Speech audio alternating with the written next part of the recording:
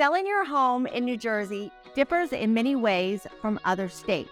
For example, many sellers are unaware of the New Jersey transfer tax they pay at the time of closing. So if you are selling your home here in New Jersey or you are considering it, stick around because there are certain things that you must know.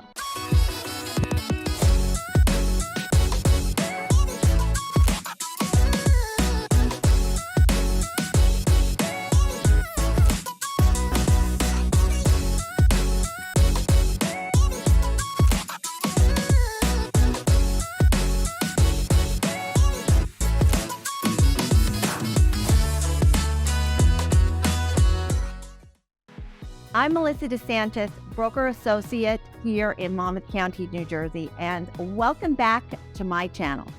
On my channel, I talk about anything and everything related to living here in Monmouth County. Whether you're selling your New Jersey home and staying here, or selling your New Jersey home and moving to another state, in this video, I am going to walk you through the 3 things that you must know before doing so. Number 1 is the taxes that go along with selling your home.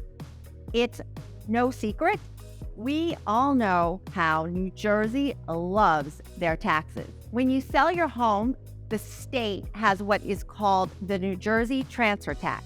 And this is a tax that is paid by the seller at the time of closing, and it's for the transfer of your property to the new buyer. Now, I'm sure you're wondering, how much is this tax? Well, you can plan on paying around 1% of the sale price of your home. Now, there are a few exemptions and partial exemptions. For example, if you're selling your home to another family member, you may qualify for an exemption from this tax. If you are aged 62 or older, disabled, or a veteran, then you will qualify for a partial exemption. When I have sellers moving out of state, many times they will ask me if they have to pay the exit tax. There is a lot of misunderstanding around this. So let me give you some good news. There is no new or extra tax here in New Jersey when it comes to selling your house.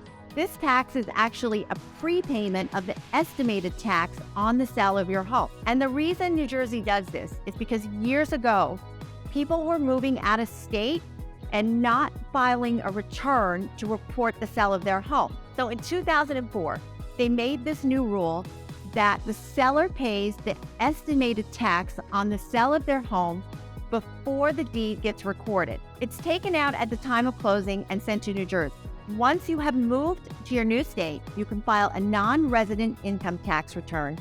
And if you have an overpayment, it will be sent back to you. Also, if the home you sold was your primary residence, you will qualify for the exemption of capital gain. Now, there is a way you can get your money back sooner if you do have an overpayment. You can fill out the form A-3128, and this way you don't have to wait for your money until you file your tax return.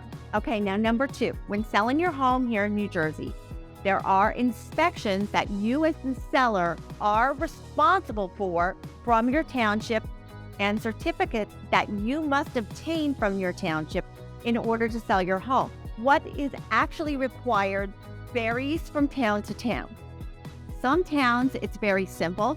They only require a smoke and fire CCO, which is basically them coming in and ensuring that you have the correct fire extinguisher, that it's located in the right place, and that you have the right number of smoke and carbon monoxide detectors, and that they're all functioning and working properly. Here in New Jersey, every closing date is on or about. So what does that mean to you? Well, that means that the date that's on your sales contract isn't necessarily the date that you're going to close on. The date on your contract is the estimated date. And although everyone involved does their best to try to stick to that date, delays can happen. As you now know, some towns require numerous inspections, and this can delay the closing.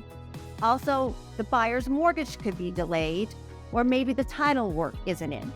there are numerous factors that could end up delaying your closing. So before you go out and rush to book movers and make arrangements, make sure you communicate with your realtor and attorney so that you understand and know the actual date you will be closing on. The other thing you need to know about is when you close on your home, that means that you need to be out and everything in your house needs to be out. I know it's different in other states. I think some have it where you close and the sellers are allowed to stay for a certain time frame. But here in New Jersey, unless you've negotiated that up front or during attorney review, then you need to have your home ready on the day of closing. And honestly, not even just on the day of closing, ready for the buyer's walkthrough. When the buyer does their walkthrough, your home needs to be broom swept and in good condition. And the buyer typically does their walkthrough either the day prior or the day of closing. And if the buyers come to do their walkthrough and you as a seller aren't prepared, then numerous things can happen. It can delay the closing. They can request to hold money in escrow. And I mean, I've seen it all. I've even seen closings not take place and happen because the seller was not prepared. So please make sure you discuss this with your realtor, attorney, whomever is representing you, so you ensure that you have a smooth and a successful closing day. Those are my 3 things you must know when it comes to selling your home here in the Garden State. If you live here and think that I forgot something, then of course, please feel free to comment down below. I hope I was able to provide insight into the home selling process here in New Jersey. If so, please do me a favor and tap the bell and hit the subscribe button so you're notified the next time I upload new video content. Again, I'm Melissa DeSantis, broker associate in Monmouth County, New Jersey.